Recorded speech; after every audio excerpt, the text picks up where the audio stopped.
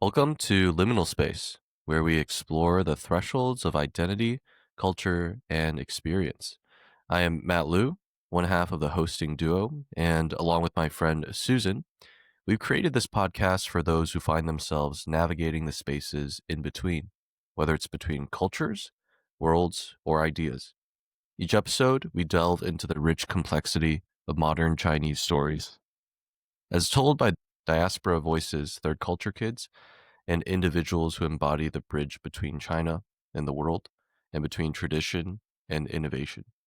Step into liminal space with us, where we find meaning in the transitions, the gray areas, and the moments of becoming.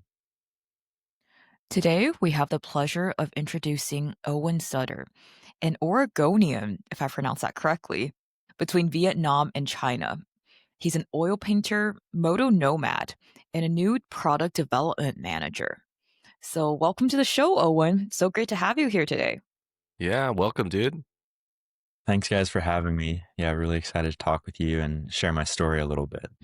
It'll be very fun. And before we go into your actual story, why don't you start off with be one or two sentences on just who you are, what are you working on now? Yeah, well, like you said, I'm from Oregon. I've lived in Asia for coming up on 4 years now. I spent Mm-hmm. a good 3.5 years in Vietnam and have recently this year moved to Shenzhen, where back in Vietnam, I was working for like a bigger company in the global manufacturing space. And now I'm starting my own business and different industry backpacks. So, yeah. Awesome. So, I guess before going back to your background then, can you elaborate a little bit more on the backpack business you're working on now? Yeah. So when I was working in Vietnam for a bigger company, I was doing a lot of pricing for the products, basically stuff that's built in Asia and then gets sold over in America. And one of the things that was interesting to me was everything that goes into price.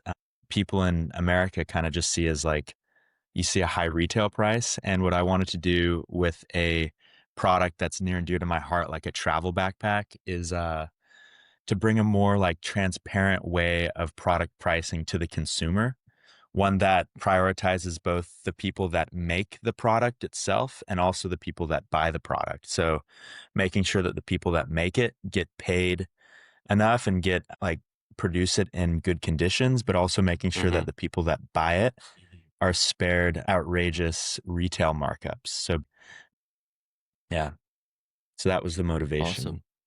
Yeah, very cool, man. And so, interestingly, it seems like you've spent most of your time after graduating from college in Asia, but that's also a hmm pretty big leap.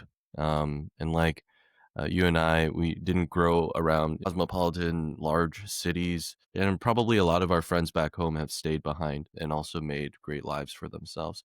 So, kind of zooming out a little bit now, just kind of wondering, what was your upbringing like in the Pacific Northwest? How do you think that region or that environment has shaped you? And also, any influences from your parents and this unorthodox path that you decided to eventually take? Yeah. So when I was growing up in the Pacific Northwest, it's a wonderful place to like live. Basically, a lot of people love it. There's good Hmm. nature. Like For I grew sure. up in Portland and was always taking like camping trips and going skiing and mountain biking, but I hadn't really seen the world, and so that was really what motivated me to come to Asia. I wanted to see Hmm. a different culture.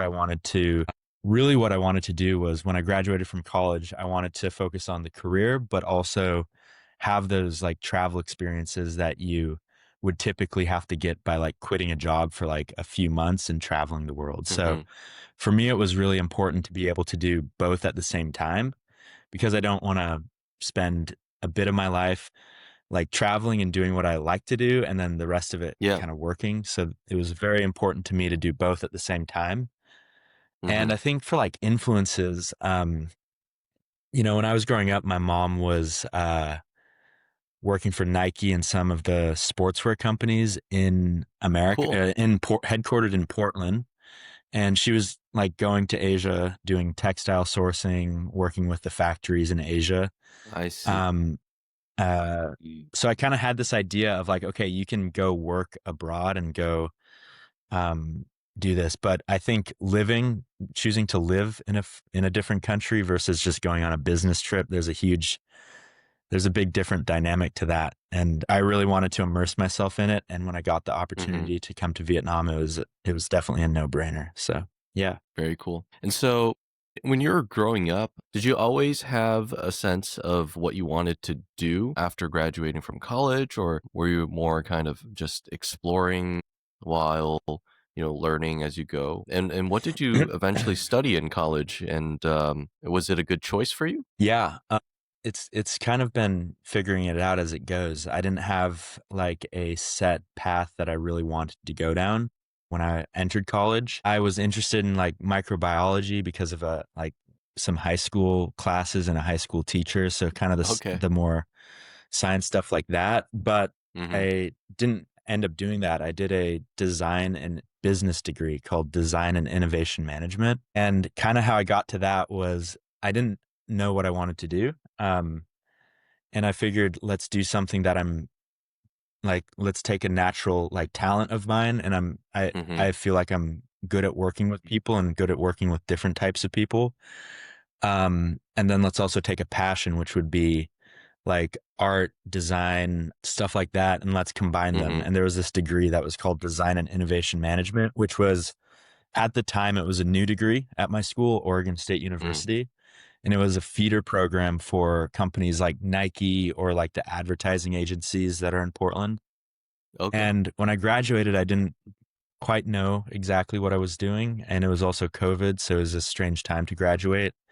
And Right. I wound up in a sales job, I'm sure we'll talk about this more, but it's all Hmm. about like putting yourself in a place where there's more opportunity and like where there's like going to be more doors open. So over time that led me to Asia and where I am now. But yeah, my background is kind of like, I wouldn't say that I've had a clear path on what I want to do at any Hmm. point. And I think I'm only just now kind of figuring out what I really like to do and what I'm good at. So yeah, it's a Awesome. process. Yeah. For a lot of us too. Yeah, for sure. I think, like, it's crazy that they expect, like, 17-year-olds to have, like, your whole life figured out, and you're supposed to write a whole, like, Hmm. BS, a whole college essay on that, but Yep. I think, yeah, everyone is definitely just faking it, or, well, overgeneralization, but To we're a different lot of us, degrees. Yep. yeah, faking it to different degrees. And I think you made a good point about graduating during COVID, because I think COVID really derailed like so many people's like carefully planned out trajectories, and it definitely did for me. Yeah. And how was it for you graduating in the middle of COVID? And like you said, you landed the sales job, and how did that eventually bring you to Vietnam? Yeah. Well, I think when a lot of people like I graduated 2020 and COVID, I think popped up in like January in the US on the radar, the Hmm. collective radar. And I think by like spring term, we were basically like told to stay at home and no graduation. So yeah, COVID, I think I was just lucky. I felt lucky to have a job because we didn't know if the economy was going to crash and like there was going to be Yep. like For sure. massive, I mean, like really disruptive. So yeah, I was lucky to have a job. And it was a decent paying job too. So I felt good about that. But yeah, basically when COVID was going on, I was working the sales job and good experience on like the customer facing side, but I knew pretty quickly that life, like as it was at that point, wasn't going to be getting me like the satisfaction that I wanted out of it. So Hmm. I knew some changes were in order, and the company had openings at like the headquarters in the US and also in Asia. And I was lucky in being able to interview for the Asia roles. But yeah, I mean, it took time and it wasn't the most direct way there. Initially, I was passed over for the Asia role, Hmm.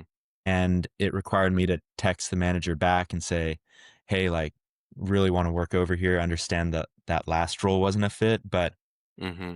are there any other roles? And so it took some self advocacy too, of course. And yeah, kind of pushing through the obstacles to get over here. But Hmm. there was also the environmental conditions were right because China and, Trump's first term, he had imposed some tariffs on China.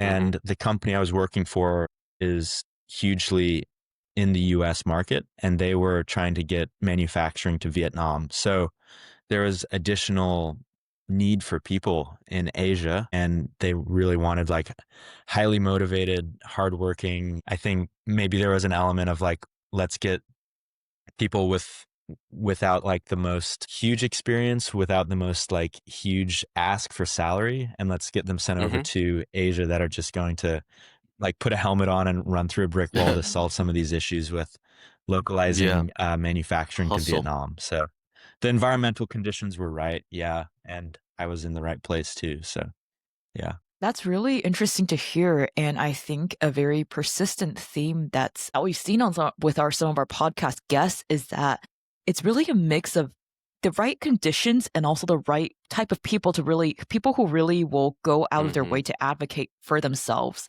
to be placed in that environment. Like we saw that with Josh with his college admissions, and we saw that with Julia also with trying to get herself to Asia when China first opened up post pandemic.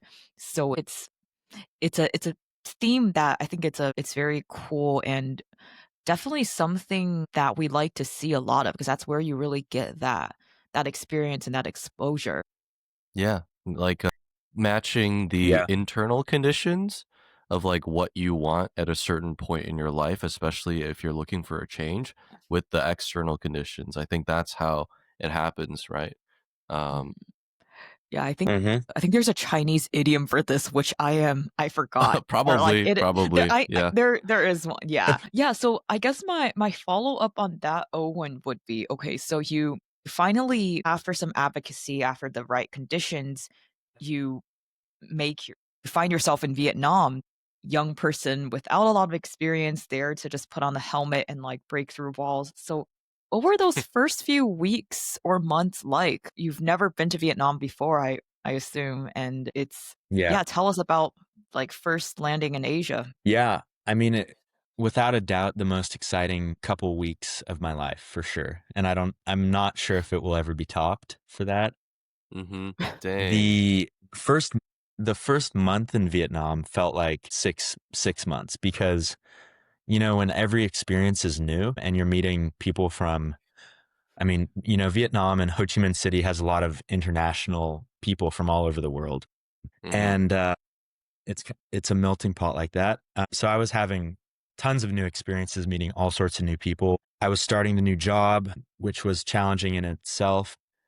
When I got to Vietnam, I always joke, I didn't know how to order a coffee or cross the street because you have to like go through all the motorbikes when you cross the street. Yeah. And it's just a Yeah. different It's dynamic to intimidating. crossing the street anywhere else. Yeah. Yeah. I mean, Susan, it was the most exciting thing I could ever recommend. It extremely challenging, but like if you go at it with an open mind and I think a good heart and like with an open smile, good things happen. So yeah, the first month felt like at least 6 months, and the first year felt way longer, way longer than a year. And it wasn't. Eventually, like the honeymoon phase ran out, right? And it was challenging, and I was like, at times I did feel alone, and sometimes the work was really, really hard, and like, what am I doing? But yeah, worth it. For sure. Yeah, I think that's something we can all attest to, and especially some of our previous guests as well. Just like, you know, moving to a completely different country, especially in your 20s, and building a new life from nothing, from scratch, kind of forces you to like grow and mature at a speed like much faster than a lot of people, you know, who maybe selected a more traditional lifestyle back home. And so that makes Yeah, sense. I think there's a good dynamic with like challenge and comfort, right?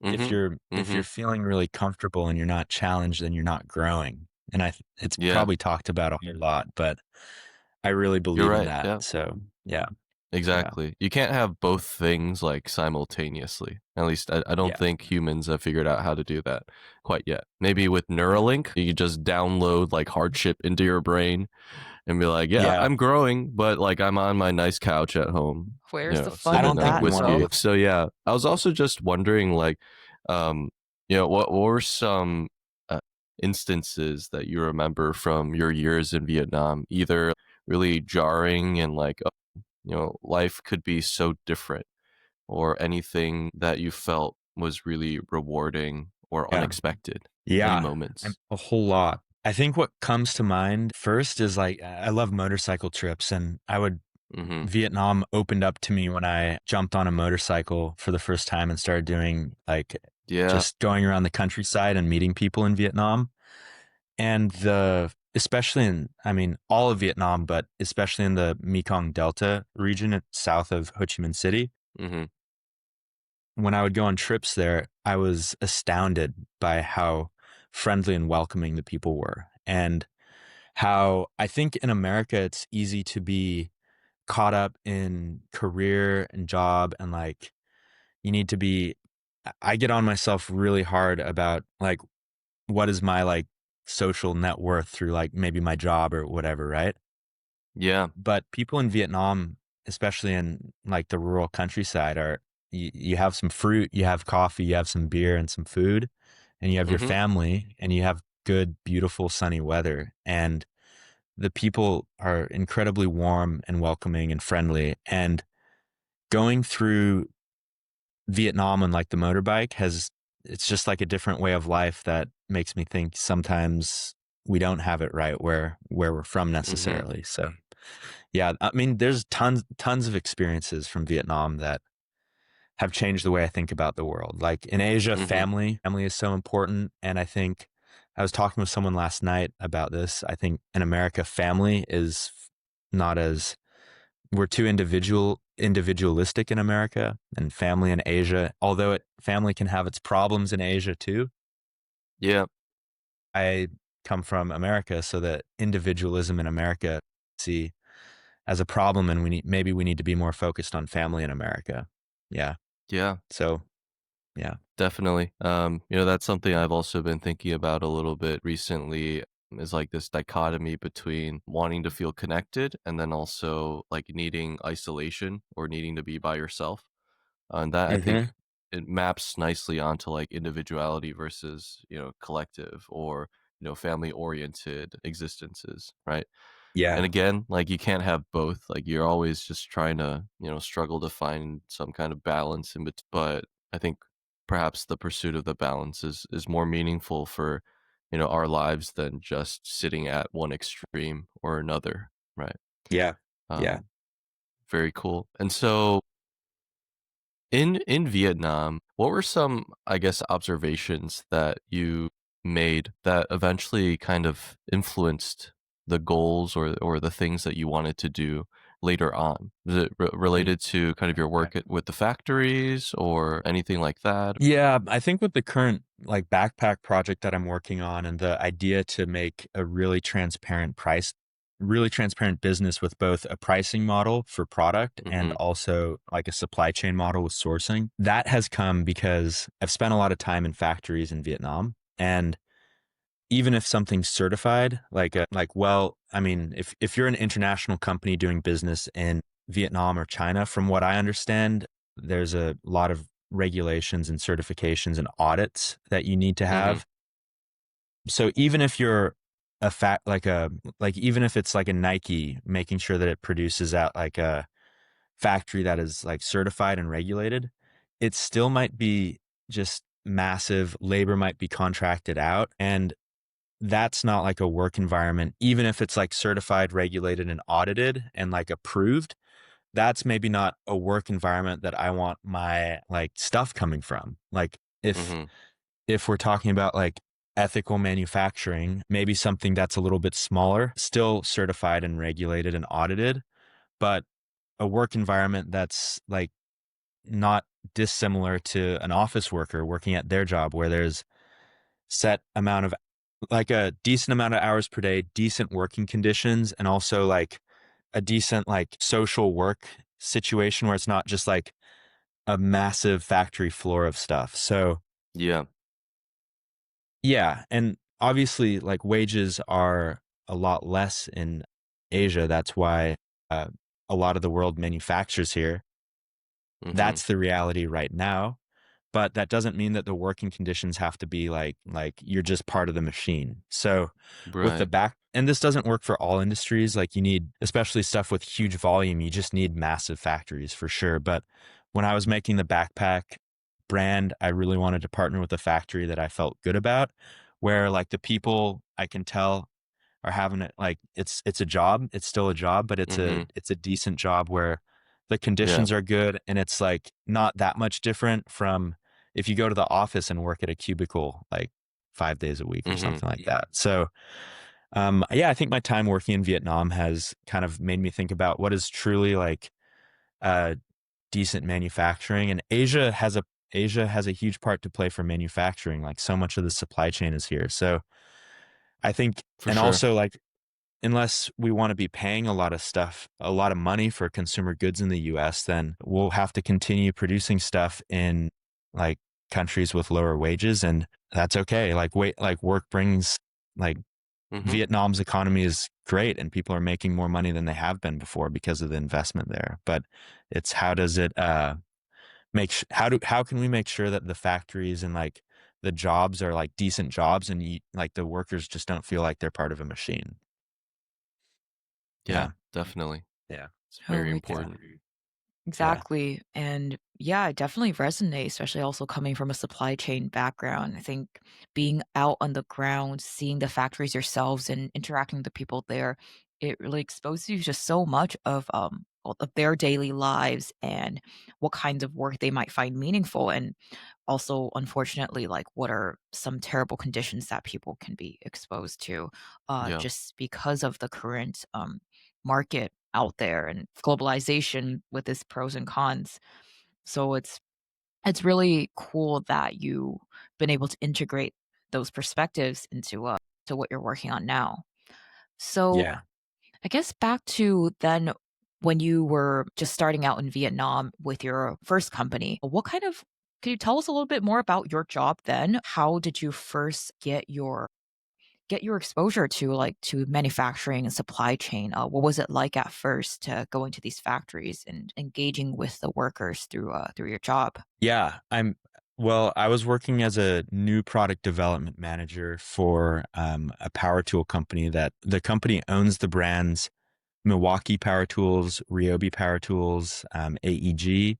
I was doing Mhm. product development for Ryobi Power Tools and the outdoor stuff, so like lawnmowers, snow throwers. Yeah, when I first started, it was pretty impressive. I hadn't been to, so I came first to Vietnam, and I saw Mhm. what they were trying to set up in Vietnam. I hadn't been to China. It took me about a year and a half to go to China initially.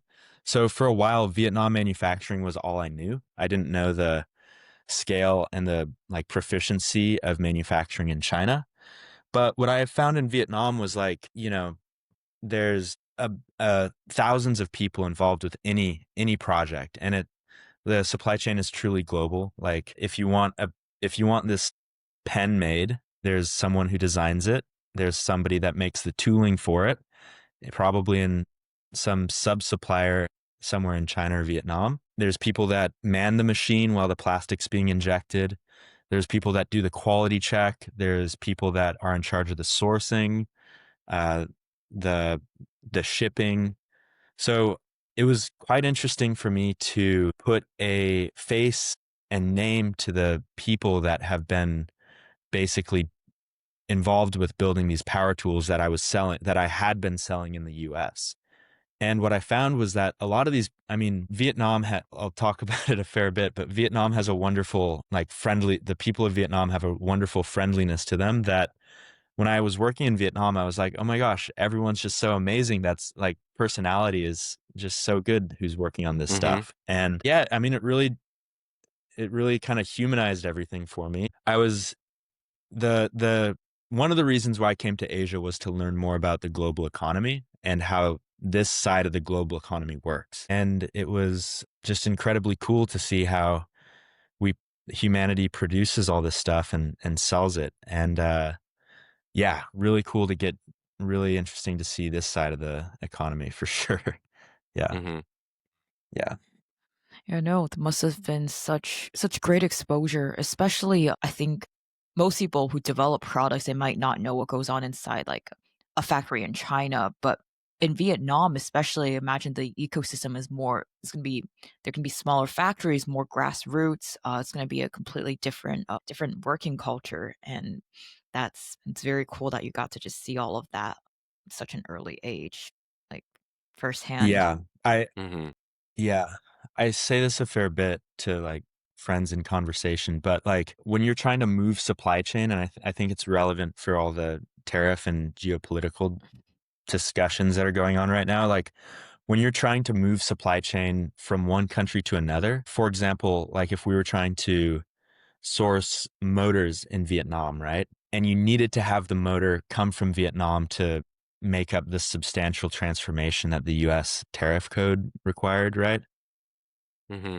Vietnam has a lot of experience making t-shirts. They don't have as much experience making motors. And there's a few companies that do make motors in Vietnam, but not for anywhere near as long or at the capacity or quality as the, probably 200 companies that are in China do. So Yeah. there's like the whole battle over like cost, quality, and like fulfillment lead times that go Mm-hmm. into moving manufacturing from China to Vietnam. So we were in the thick of that for like figuring out how to make stuff in Vietnam at the same quality at a lower cost than we were doing in China. So yeah, it was interesting. Mm-hmm. Oh yeah, Yeah. wow, that must have been very interesting indeed. Like I've heard so many stories of people trying to diversify their supply chains, like moving to places in Southeast Asia. Yeah. Does it usually go well? It's one thing to find a factory who can make the thing, but it's another to set Mm-hmm. up all the other infrastructure. I mean, you need the roads, the delivery, the logistics capacity, all the sub suppliers downstream, the raw materials. It's an entire supply chain infrastructure that that is challenging to replicate, I would I'm also like. really curious. I mean, when people move from China or any other country to like Vietnam or some other Southeastern Asian country for manufacturing, like the culture of management and collaboration also changes, right? So I wonder if you guys have seen any interesting differences between different management styles and how that also makes it more difficult to actually export these or set up these new manufacturing hubs. Yeah, I think culturally it's a huge difference between any country, right? Mm-hmm. Yeah. It's just from my perspective as an American being a foreigner and both working with teams in Vietnam and China and Hong Kong. But yeah, of course, there's big differences. I think Vietnam, the experience that it's gaining obviously showed. China, like innately had like a process of doing things that was really fast, really efficient, high quality, low cost. Whereas Vietnam, like if you need to figure things out and you don't necessarily know the process, you don't necessarily have 20 to 30 years of experience doing like root cause analysis and problem solving for consumer electronics, it's going to take you 2 to 5 times longer to solve the issue than like a engineer Mm-hmm. in China might, right? There's also like, I think Vietnam, one of the things that I think is interesting about Vietnam is I think the urge to call out like seniors or like people like the boss is a little bit more Mm-hmm. restrained in Vietnam than maybe even I think in China it's also restrained, but as coming Right. from like the American side, it's like if something's wrong, even if it's the boss, you call that Oh person out, yeah. right? Exactly. The Yeah. boss always needs to be better. So Okay. yeah, I think working in that environment, it was That's tough. interesting to see because the problems get solved slower, I would say, because Mm. you don't confront the problems head on. You look for ways around the problem rather than solving it. Mm. And I think in Vietnam, that Okay. was really what some of the value that like we were able to provide by going to Vietnam and being like, okay, these are the Mm-hmm. problems. Let's systemically solve the problems and then move on from there rather than trying to find a way Yeah. around the problem. Yeah. Yeah. Yeah, Yeah. I echo that. I think even that's one thing I also experienced when working directly with Chinese suppliers too. And I think that probably also just has to do with Asian culture in general in the Yeah. this mentality. Confucianism, maybe? Probably. Yeah, yeah, like Yeah. the don't speak out against authority, Yeah. that a lot of us have Know been your taught. role in the hierarchy. Yeah, but if I may speak to your previous question, Matt, just before you Yeah. um pivot, but I also like I've never worked directly with Vietnamese suppliers. I've only heard more so like secondhand accounts, but I think in terms of culture, involution is definitely stronger in China where you have the Okay. 996. Like if you message a supplier like 2 a.m., they will respond in like Yeah. 5 minutes. Like it's I think people in Vietnam tend to have more of a work-life balance, which Okay. I I I see. think I think that's the way it should be, honestly. Like, if we're gonna be on the conversation of, like, good working conditions, I think workers should have good work-life balance and enjoy their lives and not be on call Yeah. for me, like, at 2 a.m. their time. So it's like but I know that that's sometimes been a complaint of, like, other people, like, "Oh, they're not as efficient in some ways," but I Right. think that's just, like, a greater conversation to be had on, like, what does it For mean sure. to, like Succeed as a yeah. nation, right? Or Yeah, exactly. prosper But civilization. also build, like, your own, like, human happiness and For at the sure. grassroots level. So that's my 2 cents. Yeah, If we were to awesome. Very go on. insightful. And that also reminds Yeah, I me agree. of our conversation with Josh when he was talking about how just like when you look at China manufacturing, and he says that a lot of Chinese people have this mentality where they want to fight for a better future. Like when you're fighting, you don't necessarily think about like work life balance, right? You're kind of thinking about what do I Yeah. need to do now to secure better prospects or a better situation for myself and my family in the future. And that's probably like a distinction where people in Vietnam they don't really see working as like a collective fight for like better economic conditions in the future, right? Would you say so? Maybe. I mean, I'm not sure. We should get someone from Vietnam on the pod, but Yeah, I would yeah. say Yeah, yeah. Vietnam has had to fight for a whole lot, right? Yeah, yeah. Mhm. Just like China has.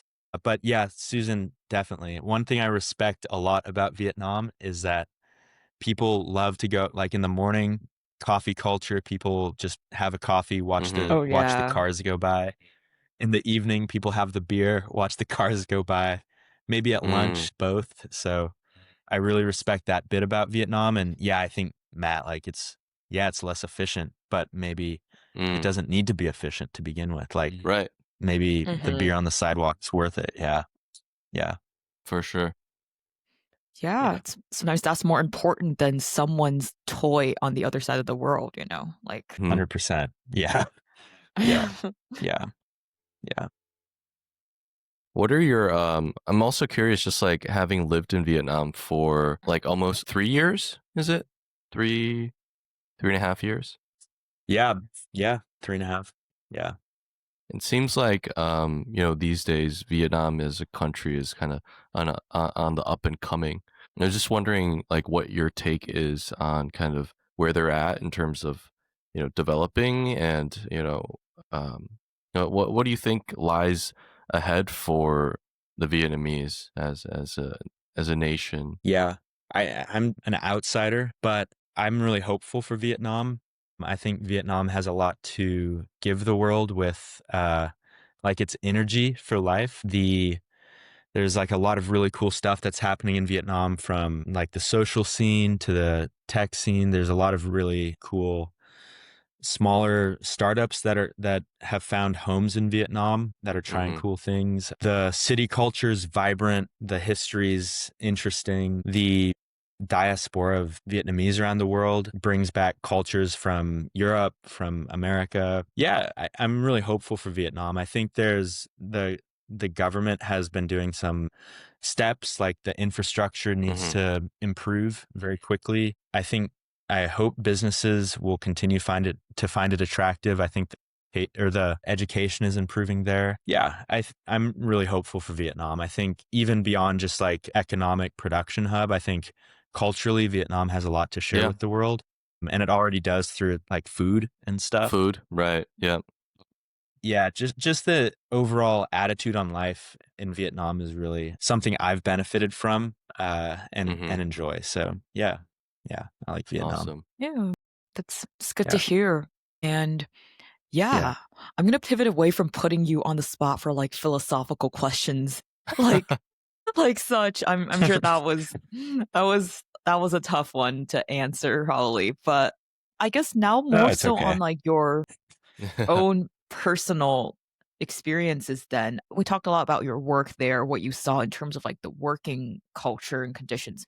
But what about for you socially? Like did you have how was it like making new friends at first? You didn't speak the language. Did you have any people you knew from work then that showed you around? Like how did you develop your community while you were there? Yeah. Yeah, I mean, whenever you go to a new place, whether it's going to university for the first time or moving cities for a job or moving countries and continents like I did, I think it's really beneficial if you get involved in organizations, right? So I had my work, like my company, that had a few other foreigners working there. So they kind of showed me around initially, but eventually you need to make more than work friends, and anything can bring that to you. You just need to find the right group. And I found it through soccer initially. I play a lot of football or soccer. So I found a really good group of guys that play every week. I also was, at some points, I was playing in like 3 different teams. And then Wow. also, Saigon has good nightlife, so you can go out and meet people that way. I think as long as you're like outgoing, friendly, and just you've got stuff going on in your life, that whether it's like a Mm-hmm. trip or like, you're working on something, even if it's not a job, even if you're working on something that you're just passionate about, like, and you Yeah. can say, hey, I'm building this, I'm working on this, I'm really passionate about this, then people gravitate towards that, and you meet people and you pick up people, and sometimes you build the group yourself, and sometimes you join in on a group, and the world kind of expands naturally if you're willing to put yourself out Mm-hmm. there, I found. And Vietnam, it actually took time for me in Vietnam to do that. I think going anywhere, it takes at least 8 months, maybe even a year or more, to really establish a network in a new place, because good friends don't just happen overnight. Like, making Yeah. good friends and feeling connected with people takes like work and months of relationship, right? Mm-hmm. So now some of my Sustained friends that I effort. made in Vietnam, yeah, yeah.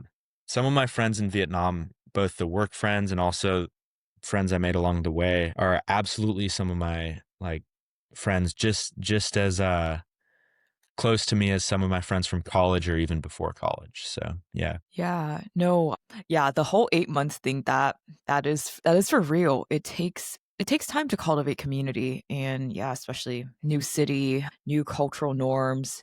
And I'm Mm-hmm. also curious, like how I guess how many of friends like what percentage would you say would be like are like local versus like expats? I think it's very easy to get like just Mm-hmm. get caught in the expat bubble and whenever you're in a new place. And one thing I personally am very intentional about doing is like making local friends. And Mm-hmm. it was easier for me because I spoke Speak Chinese, the but language. Yeah. yeah, yeah. But like as a white dude Yeah. from Portland, like what was the did you were you able to find local friends? How was that like? Yeah. Well, Vietnam and especially Saigon, you're going to have a lot more. It's a smaller country, smaller city than Shenzhen, China. And there's a lot more people that are Vietnamese that come back to live in Vietnam, that are like from America or Europe, right? So I would say a good I had different friends. I had my work friends who were mostly like me. I had friends that were Viet Q from abroad that came back to live in Vietnam, Mm-hmm. that are culturally both, right? And then I also It's called Viet Q. I played on a soccer team with, yeah, yeah, What does that yeah, stand it's for? Viet Q. Yeah, Interesting. I think like overseas Vietnamese. Yeah, I should Oh, know, but I okay. don't. No worries. But yeah. Yeah. I also had friends from work that were local friends, and still very close with them, and had work soccer teams, so I was playing Mm-hmm. with like the local team on the outskirts of the city. But yeah, Susan, I'm the same. I try to, like, I'm not living in Asia to hang out with people necessarily from America. So yeah, it was really important for me to make friends with a wide range of people and backgrounds. Yeah, important. Yep, I hear you. Because I moved to Shanghai like 3 months ago, and in Yeah. Shanghai, it's really easy to just kind of move into the foreigners bubble. But before that, I was in Beijing. Like Beijing is a place where the foreigners become more and more Chinese Oh, instead of yeah, the other way Yeah. around. for sure. So you don't really have a That's choice. But I think funny. that was good for me for Mhm. sure. If I went to Yeah. Shanghai as my first city after graduating from college, I think I'd be very much enticed to kind of find my own little like Yeah. Americanized bubble. Yeah. Yeah. When I was in Vietnam, my first month I was in a company apartment, and then I took a leap and went and lived in like District 1 and like Mhm. then Tân Dinh and like Phú Nhang and like the areas that like some foreigners live, but not that many. And I Mhm. lived kind of in like local neighborhoods. And my idea was I feel so uncomfortable in the city. Like I feel like everyone's looking at me. I Okay. just want to immerse myself in it to the point where I don't feel uncomfortable anymore. And Okay. I don't want to stay in the expat zone. So for me, that was really important because my gosh, even in my neighborhood, like I would feel uncomfortable, but eventually I made friends with the like my neighbors and just like normal people basically living like around, and Mhm. kind of got a sense for what Vietnam was, like who Saigonese were. Um, Yeah. and kind of putting myself in that uncomfortable situation, I was challenged and I grew. And now like, I mean, I have my local, even back in Vietnam, I'm in China now, right? But I have my like local fruit seller that I know that I have like a personal relationship with at like the fruit at the market. Have my barber like in the back alley, and it's Mhm. cool to feel, even though I'm not of that community, it it's very it makes me feel good to know that like Mhm. I kind of know the community a little bit. Yeah. Yeah. Yeah. You have a place in the Yeah. neighborhood, right? Even if it's temporary, Yeah. it's real, while it's going on. It's very cool. Yeah. Yeah. Yeah. So I wanted to kind of pivot a little bit to now, where you're living in Shenzhen, right? So, what led, I Mhm. guess, to your move from Vietnam to China, and how has it been so far? Yeah. Yeah. So my girlfriend, she moved to Shenzhen. We met in Vietnam. She was in Shenzhen for about a year, and I was trying to move here with my company, but that wasn't working out because Vietnam is where a lot of the stuff goes. So, Mm-hmm. and I had spent enough time in Vietnam, both at my company and in the country, where I was feeling very comfortable and not challenged. And I also wanted to prioritize and invest more in my relationship with my girlfriend. So quit my job Yep. about 7 months Respect. ago, moved countries to prioritize my relationship, and kind of big leap of faith, because for me, having a stable job has always been, I mean, I've always worked. When I was in like high school, I was roofing, worked in Alaska, Mm, doing some fish stuff, that's crazy. and have always had the job. Yeah.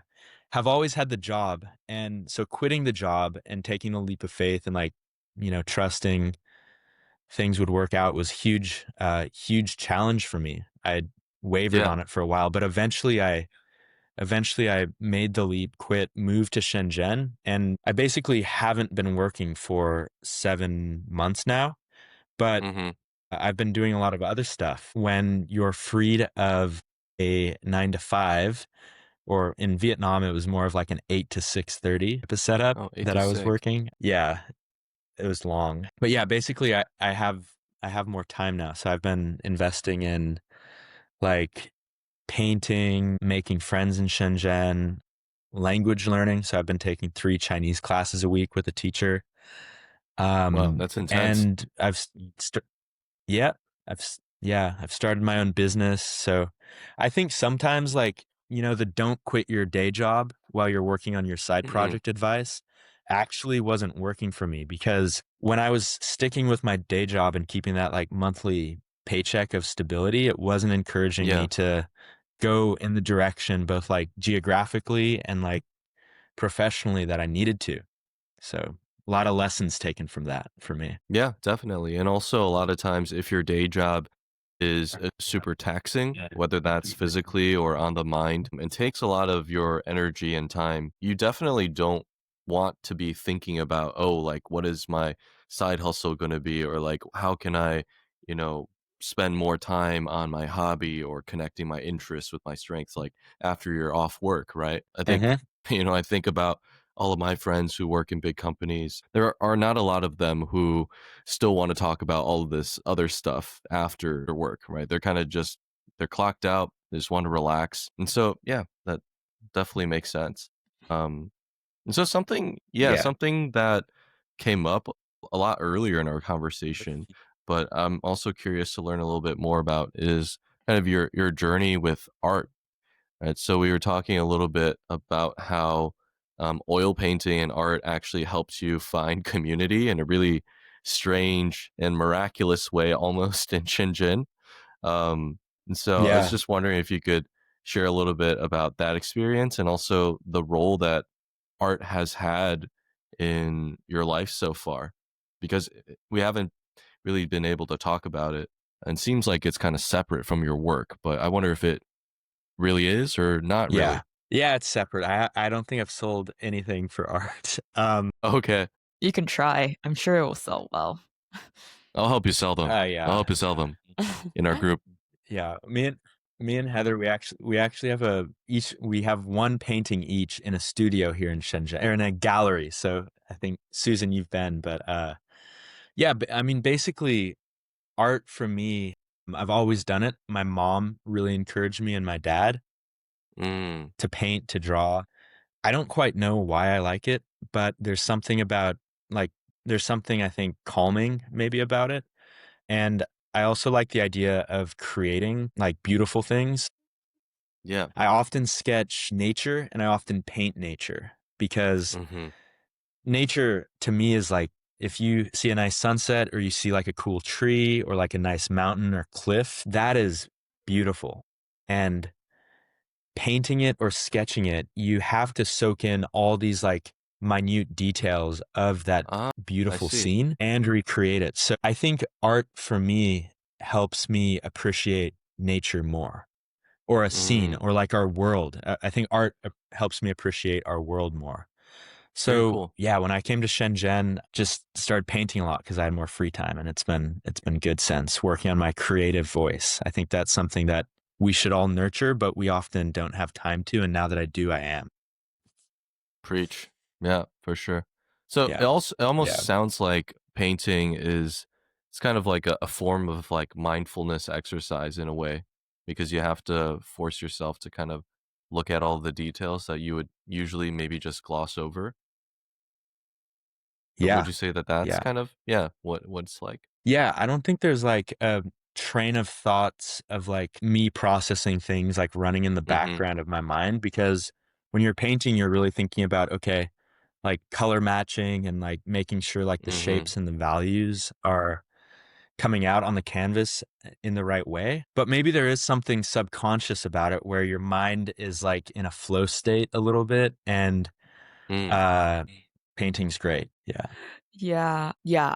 I discovered that when I visited your studio in Dafen. Like it was so therapeutic. I think it was like 4 hours to not look at my phone once. Just like standing Yeah. Mhm. there, and then it was really nice. And after that, literally, like I was so tempted to get my own like supplies and just like start painting in my Mhm. apartment. And that couldn't happen in Shenzhen, but now that I'm like mostly set up here in Cambridge, I have a bunch of supplies in my Amazon cart right now that like Mm. I've been trying to. Yeah, I Do it want I do want to right get now into it. I should. It's Yeah. just it's expensive. after our conversation. It's expensive here. I remember It's we were getting the canvases in Dafen, and then the lady was like, "Oh yeah, these are like we bought them for like 5 RMB, Mm. so that's like 70 cents." And she was like, yeah. "Oh yeah, we sell these for 5 USD, like to Americans, and it's like 10x the Yeah. price." And Yeah. yeah, It's yeah, that no, bad? That's It's it's crazy. ridiculous. Yeah. 10x. or 7x, but yeah, it's all Oh. like it's very the margins and the tariffs and the all that I that see. costs buckles in. But yeah, no, Yeah. it was a great experience that day. And Yeah, I'm I glad you guess could come. Yeah. you should share the story of how you ended up with your own oil painting studio in Shenzhen. Like I think that's a Yeah. pretty good story. Yeah. Well, it's not mine. I share it and pay rent to my friend whose family owns it. Mm-hmm. It's in this massive oil painting village that's quite famous in China, I believe, but maybe not so famous outside of China. Mm-hmm. Basically, a neighborhood, and everyone's a painter. There's paintings everywhere. Some are good, some are like copies, others are originals, and they Yeah. sell for thousands and thousands of dollars. Since I like painting, I was walking around there one time shortly after I had moved to China, and I bought a cup from this guy, and he spoke to me a little bit in English, and he Mm-hmm. seemed fine at English, and I was very encouraging of him speaking English to me because I didn't hear it that much in China at that Yeah. time. This is like a few months ago, and he was shy at speaking English. He was really nervous to speak English with me, but I was really encouraging to him without even knowing it. And he, I guess, asked, we got WeChats, and my WeChat profile is me holding a massive fish in Bali. And he loves to fish. It's like his two passions in life are fishing and painting. And Mm-hmm. so we went fishing, and then he asked if I paint. I said I do. And he said, "Do you want to come to the studio and paint?" So I started doing that. And now this guy's, his name's Suga. He's like my, probably my best friend here in China that I've made. Uh-huh. And yeah, professional artist. His whole family's an artist. They've got a big gallery in Dafan, and I go there a couple times a week to paint. He's the ultimate artist. Like, if your dad's an artist, your mom's an artist, and you're an artist, I mean, Mm-hmm. all he knows is art. So he does like modern kind of like abstract art, sells it Yeah. too, sells a lot of it. And yeah, he is the true creative voice. Like, he'll look at my stuff and he'll go, "It's good. Needs to be bigger and more crazy, more crazy. Like, make it more crazy." I like it. It's very But yeah, constructive. really, yeah, really encouraging, really good guy. So yeah, just luck. I mean, as everything is a bit of luck, right? So Mm-hmm. I wandered into his studio, um, treated, I think I treated him with compassion and understanding, and maybe the English isn't perfect, but I still know what's going on, and good for trying. Yeah. I can respect that, and things opened up after that. So yeah. That's a really Yeah. beautiful, simple story, actually. Yeah. No, and it's yeah, I think that seems to happen to you a lot, Owen. I think like yeah, from like what you've been telling us from Vietnam and China, I think Yeah. you really just like run into people and you befriend them and then oh you have like a cool new hobby with some cool new friends now. And I think that's a really great mentality to have, like this open-mindedness, this curiosity. And yeah, so that certainly takes you places and fosters some great connections. So Yeah. kind of relating this back to just your journey in China so far. Like you said, you've been here for like 7 months ish, and you Mm-hmm. mentioned earlier that it takes like 8 months to like really fully form a community in a new place. So how has that been like in Shenzhen, and especially compared to Vietnam? Because I know Shenzhen has that notorious reputation of being such a hustle city. Everyone is already always working. Were some like what was it like for you? What were some culture shocks from moving here? How has building community been? Yeah. Um, big, I have a lot to answer that question with, Susan. Yeah, Shenzhen, I mean, I think Josh talked about it a fair bit. Shenzhen's really cool. It's also a brand new city. It's a city of 17 million.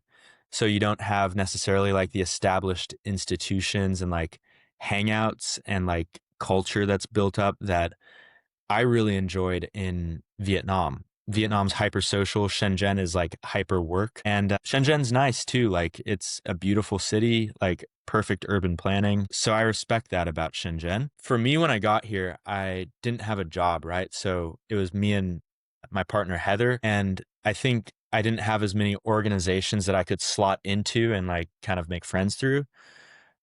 So Heather's network, I worked with, or like I kind of like Susan, we became friends through that.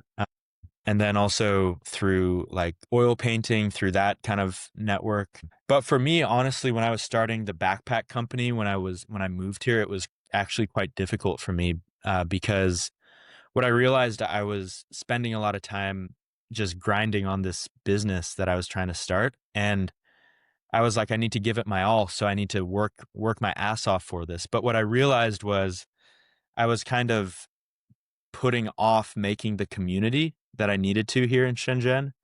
So, Mhm. and it's really hard to do anything if you don't have community, especially move to a new place, like move in with your partner, Yep.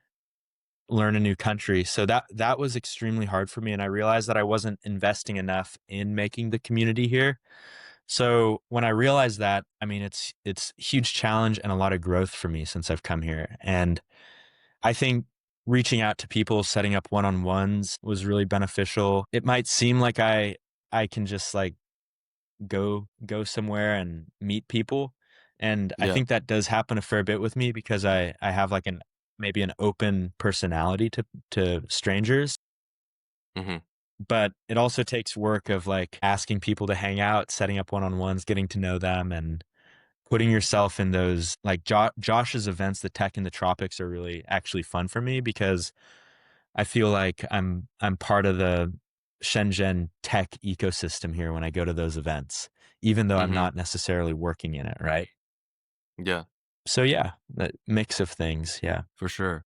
Um, and so kind of now you've been working on this backpacking business for a little bit, but I don't think we ever talked about like why you decided to build a backpack, like this particular product versus a lot of other products. Although we alluded to it a little bit in that it's a travel backpack.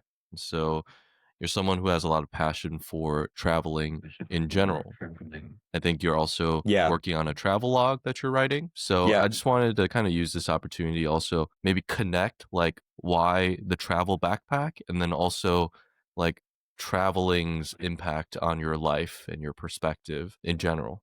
Yeah. Yeah. Yeah. Well, when we go places, everyone brings a backpack unless you bring a duffel bag or a suitcase. Basically, Yeah. everyone in the airport has a backpack. Not cool. And Just kidding. and I feel like it's a little cliche, this thought of mine, but I think through traveling to other places, we gain a different perspective on our own life, right? Mhm. So Mhm. I've always wanted to learn about the world. And when I learn about the world and how different things are in other places, I learn about my own reality back home, right? Back home in the US and as living abroad in Asia. And backpacks, I've always taken them with me. I do a lot of motorcycle riding, do hiking. I go to the coffee shop and work. And the backpack for me is like a simple enough product that you can do it with minimal upfront capital cost to prototype, actually very, Yeah. very minimal. But it's also technical enough where it requires design. Like I'm from Portland and Nike and shoe design is really huge in Portland. And Yeah. backpacks being in like Portland has the outdoor adventure kind of grungy vibe. So Yeah. backpacks fit in nicely with that background too. So yeah, I mean, backpacks, the business is half about the business model of pricing transparency. And as an Mhm. experiment, I'm not sure if it will work. But the other side is, hey, I want to design my own product and I want to make it perfect for what I use it for, which is anything from, like a solo motorcycle trip in Kyrgyzstan to working at a cafe in Shenzhen. So that's kind of why a Yeah. backpack. It could be other things. It could be like a cup or something. I don't know. But a backpack is what I Mhm. decided on. Yeah. Yeah. Gotcha. Very Yeah. cool. Very cool. Yeah. Awesome. And what is the name of the brand that you've decided to start, and where did that come from? Yeah, so the name of the brand is XOàI. XOàI is the Vietnamese word for mango, and I Hmm. named it a Vietnamese word because I wanted to show the connection between Vietnam and also the connection between the producer and the consumer, right? I don't want to hide behind like, oh my gosh, of course it's made in Asia. It's probably cheap. Oh yeah. Like Let's call it Mango Trek. What a beautiful yeah, name. yeah. There's also, like in the US, everything's like laws in the US, so everything's copyrighted. If you have a word, it's probably been Hmm. used, an English word, it's probably been used in a adventure gear company Hmm. before. That's why they're coming up with weird names now, like Cotopaxi and Arc'teryx and That Patagonia and makes stuff like sense. this, because a lot of the names have been used. So yeah, I think I see. that's why mango's my favorite fruit too. So there's a few reasons. Nice. I also do like mangoes. Yeah. Although Big Good tropical. I fruit. wonder if they have like durian pack. Like, what if that's a thing? Like, what's the Vietnamese word for durian? Just do you know? Just out of curiosity. Sao ring, sao ring. It Sour would sell well Souring. in Vietnam, but sao mm, ring, yeah, but it wouldn't sell souring well in pack. America, I don't think. That Yeah. that has a ring to it. And if I ever want to start a competing backpack business, Hmm. souring Or a pack, fanny pack business. fanny pack business. I bet you Battle it's of the not packs. copyrighted yet. We can check after. Anyways, so yeah, tell us more about your vision for XOàI Packs and also your relationship with this factory. Like since this kind of like the source, this like the producer to consumer, this part is very obviously Hmm. very important for your brand. So who are the producers, this factory that you've had a really good relationship with, and yeah, what is your vision from there? Yeah, so I partner with a small bespoke bag manufacturer in Ho Chi Minh City called FFG. I did a big supplier search when I was looking for the vendor, because who and like how it's made is really important to my values, because I want it to be made in Vietnam, where I like going for travel. So maybe when I'm older, it brings me back to Vietnam once in a while. But yeah, FFG, they're BSCI certified, which is a third party certification for like labor conditions. They're also solar powered. But the important thing for me beyond the certifications and the power is the feeling of the factory. And I've gone to many factories in Vietnam, also many factories in the backpack industry in Vietnam. And it basically a backpack factory is a bunch of sewing machines lined up. And Mm. it's the right size. It's not massive. It's not too small with like low ceilings and like bright LED strip lights that are like buzzing. It's beautiful. It's like well ventilated, high ceilings, good light, plants around, daylight. It's a nice place to work. I mean, the wages of course are low in Vietnam, Hmm. but the wages there are competitive with the surrounding area. And I mean, if you're a textile worker in Vietnam, I would imagine working there is not unlike going to the US and working at a factory in the US, where it's a job. You're making, you know, your employer does care about you, and it's not a mindless job, but it's still a job like many of us have. Um, Hmm. so that's FFG. I'm really proud to manufacture the bags there. And yeah, Cool. yeah. Yeah, no, that's awesome, and it's great to get to know who's making your products and have that relationship with them, and to know that the thing you're wearing on your back or like you're wearing just on your body was the product of something good. Yeah, like, because we usually don't want to know, right? Because it's something terrible. But what if we Mhm. do want to know because it's responsibly sourced and you know, it can be a good thing, Yeah. transparent thing. That's Yeah. a very cool kind of thing you're experimenting with, right? It's an experiment, yeah, because I want to get more into like eventually once I have more scale, and if I have more scale, I'd like to understand more of like the textile sourcing, because I know that gets into a gray area of the Mm. apparel industry. Unfortunately, it's small. I don't have the size and the bandwidth to get that into it. But yeah, I think there's a lot. It's kind of just like an experiment for me, to like a passion project, to see if the market is interested in like really transparently priced and sourced stuff. I think it Mhm. definitely raises more questions than it answers, saying the numbers that I do. But at least it encourages a conversation. And some people have liked that. The Kickstarter was successful Yeah. and getting some orders now. So yeah, it's cool. Awesome. Yeah. Yeah, no, for sure. I think just raising this point and getting that conversation started and having people be more mindful about where their products are coming from. I think that's always going to help this greater movement that hopefully will come along. So Mhm. what's your vision for XOàI Packs, and I guess for yourself? You're in Shenzhen, you're developing this brand. Where do you see yourself in a couple years? Yeah. Is Any goals or aspirations for the next few years or long term? Yeah. Yeah. I think Shenzhen is really interesting for the community of like tech people, founders, small businesses that are working here, and companies that are doing really, really interesting things. We'll be in Shenzhen for another couple years. Who knows exactly how long? Mhm. I think with XOàI Packs, I'm reevaluating if it, like, at what level I want to commit to it going forwards. But what I do like about it is I like the ability to make products that exactly how I like, test Mhm. them through my adventures and trips that I go on, and then share them with the world. So I like the Kickstarter's done, the orders are being shipped soon. So whether or not it continues and it continues to be like a huge focus of mine, I think it will continue definitely in a small form of me designing, building, marketing packs that I really enjoy. So, and designs that I really enjoy. Mhm. So yeah, and that way it will continue. Yeah, the future, who knows? Who knows? Mhm. Moving to China was another challenge for me. And I'm not living away from home, from my family, for any other reason than to learn about the world and like continue to grow. So Yeah. as long as that keeps occurring, then I'm happy wherever that may be. But yeah, now is definitely the China portion of my life. There's so much to learn about Mhm. China.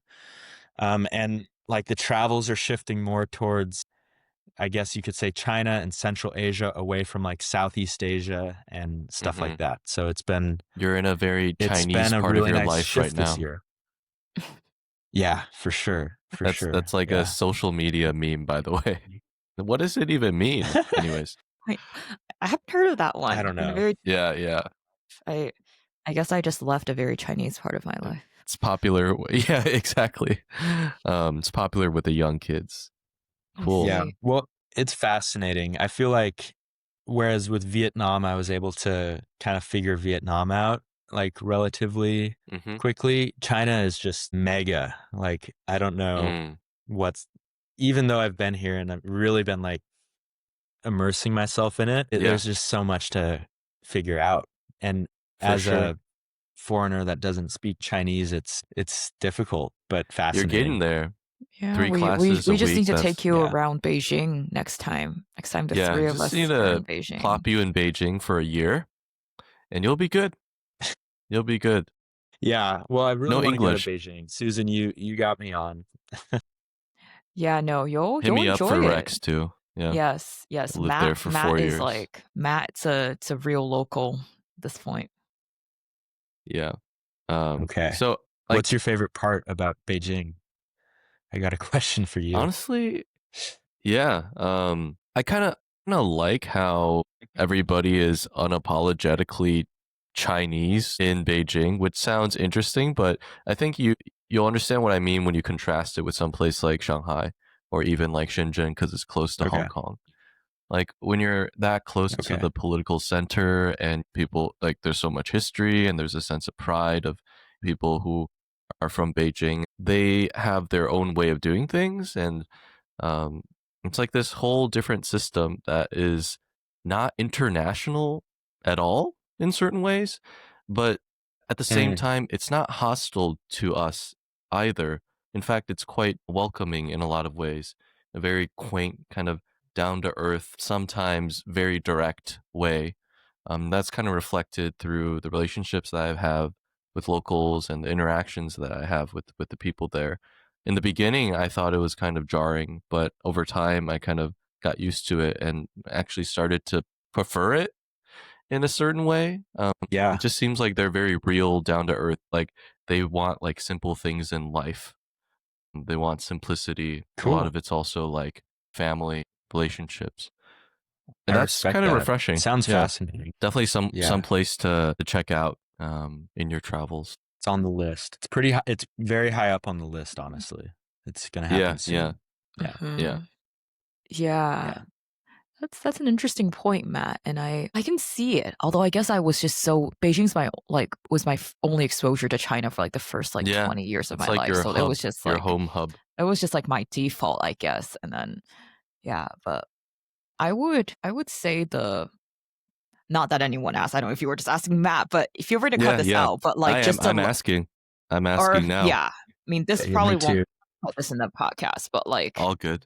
I'm like I just wanted to say I like the resistance nature. I don't know how to explain this. I Mm-hmm. like that there's a type of like spirit of resistance in the people Mm. there that I think I spend a lot of time with the art community and the underground scene in Beijing is incredible, I would say. And I think it's partially due to the fact that there's so many colleges that you get this renewed sense of like resistance slash like rebellion with each new generation of students, and they're always trying to experiment with new things, and they're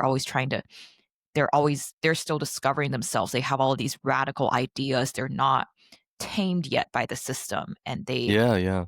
it's like their time to go wild, and that breeds a lot of it breeds a lot of creativity and a lot of authenticity, and that contributes to just like this like spirit of resistance. I think that despite being so close to like the emperor, the political Mm-hmm. center, you still Yeah. see so much like good art. Mm-hmm. You see so much like radicalism in Yeah. Chinese context. Music And too. Rock and roll yeah, the culture. It's rock and kind of roll it was really big scene. there before. Yeah. Yeah. Yeah, the underground art scene. I got to Yeah, I go. think people there yeah, you gotta go, and you gotta go with us. Like, we gotta show you around, like, Mm-hmm. or just like or all yeah, Yeah. like some I'd locals love who Send that. you like know some I'd that love that. scene. interesting places to walk around, and then you can just explore. Yeah. Yeah. Love it. Anyways, I Sounds amazing. back to the podcast. Matt, go ahead. Okay. Yeah.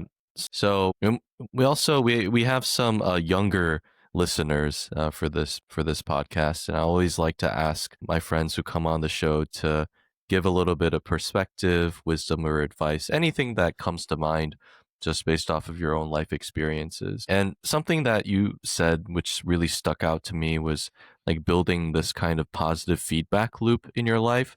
So while you're designing a product like the backpack, you're also designing your own life at the same time, where like you said, you love to travel, and so you've built traveling into the format of the buildup of your life as a way to go and experiment with the products that you need to design and to actually get on the ground and to see what's going on.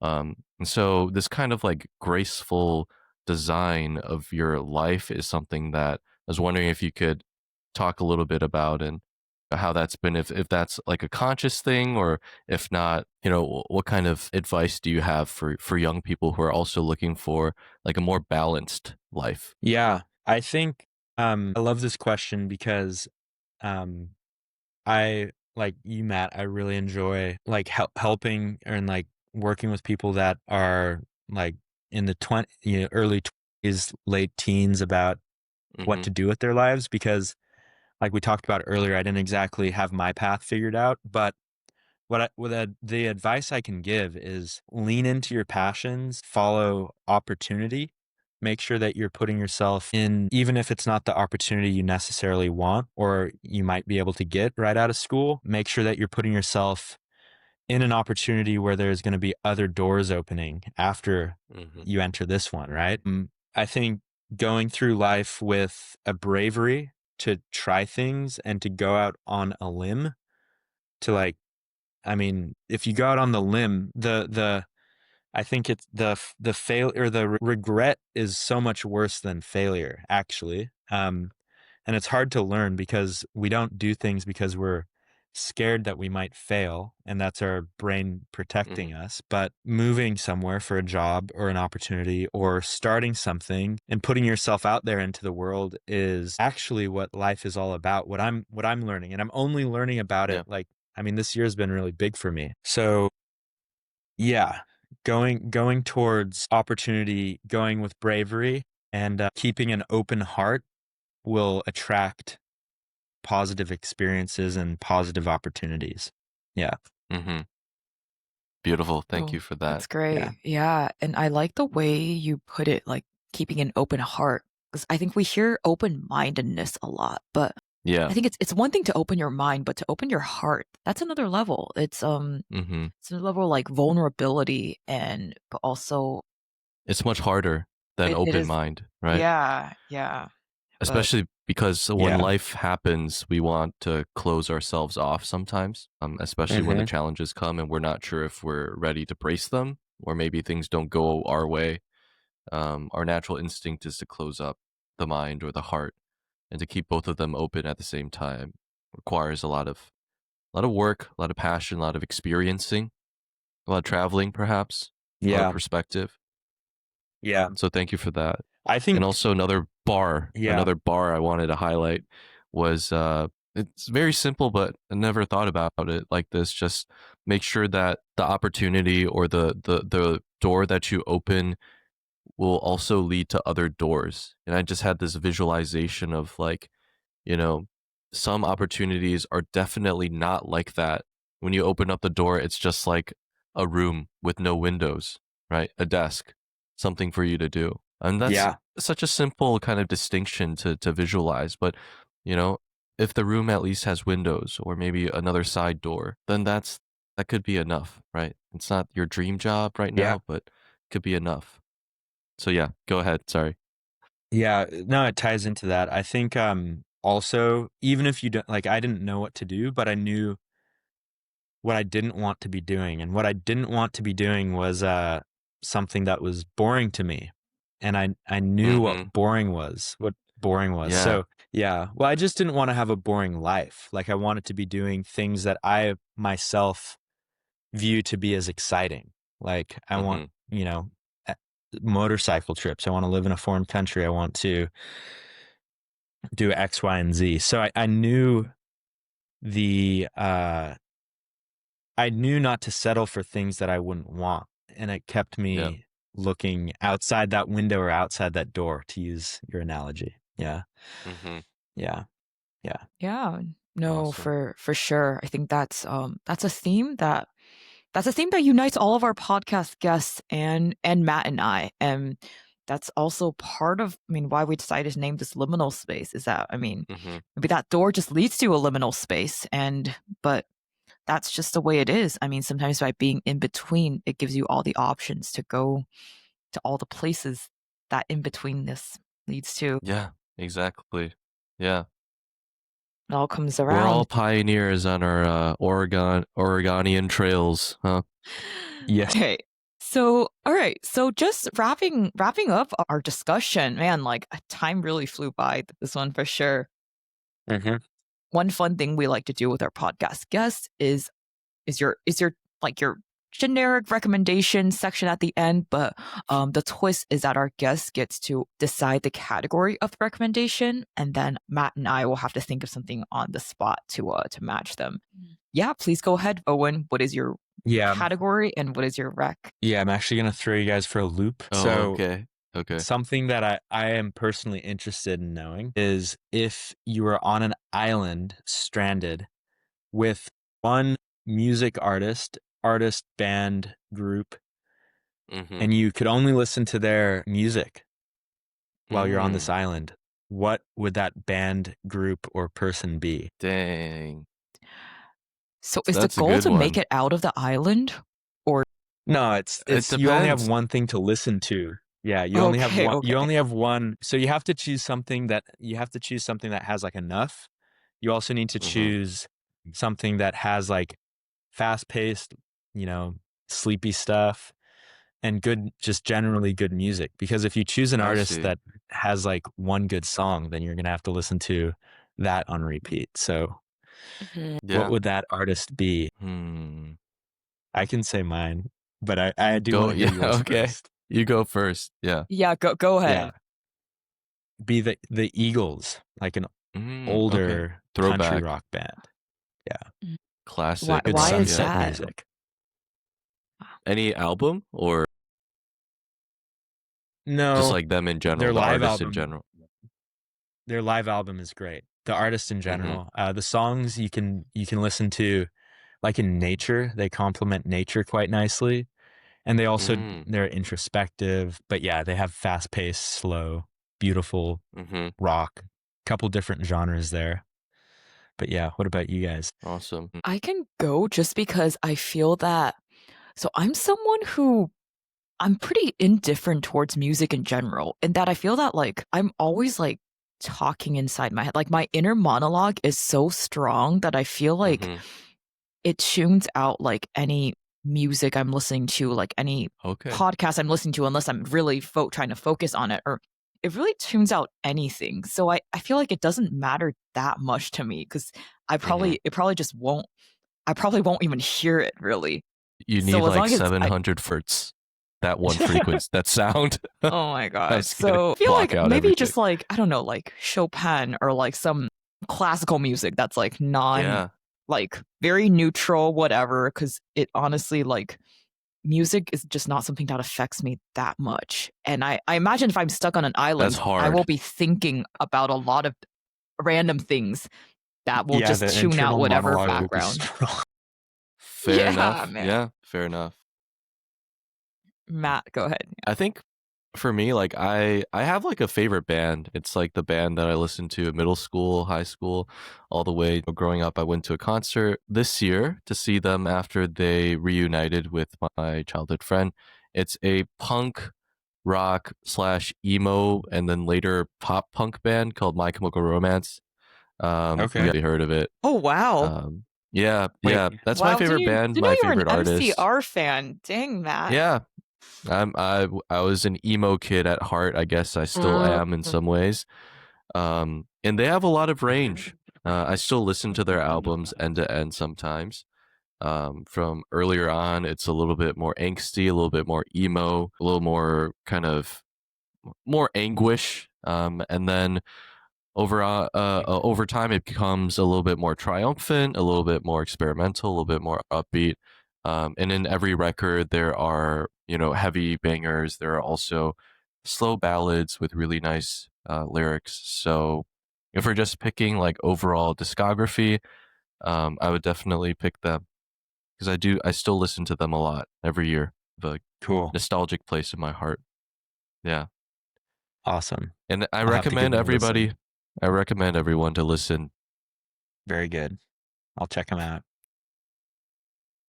They're kind of like, sorry, I'm just yapping now, but they're kind of like a spiritual successor to Queen, the band Queen, in some ways. Interesting. Although it's not super obvious, but some of their Okay. songs are like kind of operatic in a way, in structure and design. I feel like you could Wow. do So yeah, like album reviews on YouTube or something. You've got a good sense of like vocab on this stuff. thanks. Matt is just good at reviewing things, I feel like. I He's yeah, got I insightful I things write to vinyl say. reviews on my Substack sometimes. That's So sick. I just like Cool. I listen to like a vinyl that I put on from beginning to end, and then while I'm listening to it in real time, I'm just like jotting down some of my thoughts. So it's not really like a serious review, it's more like my take. But it's just like a interesting hobby that I have, I guess. Yeah. What's your take on Sure. Substack? Really quick, I'm curious. I don't really like I'm not like that well versed in it, but it seems like just like a really interesting social network platform for people who want to yap at each other and to Yeah. they give each other likes and shares and stuff. And I got into it because I'm interested in like some of the China watcher crowd people, like intellectuals and like journalists who write about China and like US China relations, Yeah. geopolitics. So that's how I Okay. got into it. And then later on, I just started like, I wanted to write my own stuff. I was like, might as well just like use this platform because I already have an account. So I've just been using it like that. I think it has a lot of features. I'll give it that. And there are a lot of interesting content on there, a lot of interesting people. So you should make an account, check it out. You could probably find a lot of stuff that you would be interested in. Yeah. I've made an account. I'm kind of like starting around on Substack, but I'll need to get those China American voices from you on Substack. You should follow us. We can tag follow you in you the too. podcast. Yeah. We've been sharing the podcast via Substack, and Okay. we're both pretty fairly active on it. It's my new Twitter. Like because all the China watchers moved from Twitter to Substack, so I just read it for like all the takes, and like it's been insightful. Yeah, there's these like creative guys that I feel like creative like artists and stuff kind of go to Substack to share their like written stories with the world and like their photos and stuff. For So sure. that's kind of what got me on. I noticed that these like people that I follow on like Instagram that have these like interesting kind of alternative lives are on Substack writing their thoughts. So I'll check it out. Even Charlie XCX, she has a stuff Substack now where she's just like writing. She's just riffing whatever comes off the mind. And I know what you're talking about because I'm also kind of interested in those Substacks as well. It's like where the artists talk about like their artistic philosophy or like their approach to aesthetics, and then they give like tips about like how you can be more creative. I like reading about those things as well. A lot of them. Yeah. Awesome. So that's a wrap on today's episode of Liminal Space, where we navigate the thresholds of culture, identity, and experience. If our conversation resonated with you, don't forget to subscribe, leave a review, or share your own story. We love to hear what you've discovered in the spaces in between. Join us next time as we continue to explore what it means to live in the liminal. See you next time. Bye-bye. Bye-bye. Woohoo! Bye. See ya.